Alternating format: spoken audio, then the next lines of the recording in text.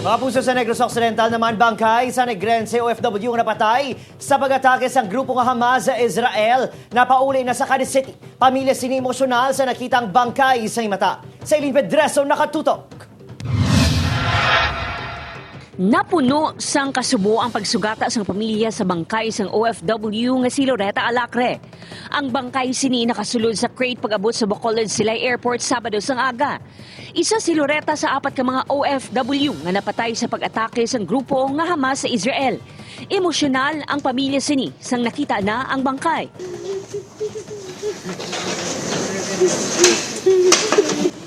Gilayon nga gindala ang bangkay sini sa isa ka punerarya sa Cadiz City.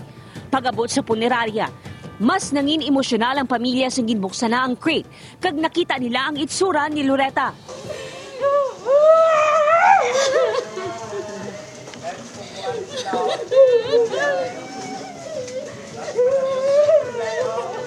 Kalo gid ma'am sa iya itsura kay do hindi na gid ma klaruan katama kay do naghabok na gid lang itsura. Ano ko lang ma'am kay may ginapais ko dasang mga ng ano yan na blows. Amo lang ang ginaano ko sa iya. Naubayan niya lang. Sa balay ng pamilya sa Barangay Cadiz Viejo, nakahanda na ang mga lamesa kang iban pang gamit para sa hayas ng OFW. Ang utod sini nga si Nelia, nga isa man ka OFW sa Kuwait, na desisyonan nga hindi na mag-ubra sa guwa sang pungsod matapos ang natabo sa iya nga utod. Wala na, kay hindi na ko pasugtan sa akong mga utod.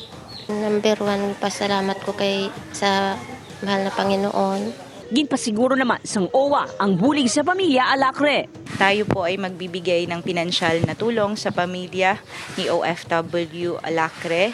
Ganon din po tayo po ang siyang mag-facilitate ng kanyang mga burial at funeral expenses. Sa karon nagakuha sang kusog ang pamilya Alacre sa isa kag isa para malampuasan ang mapait nga gindangatan sa ilautod nga nagtrabaho sa guwa sang pungsod para sa pamilya.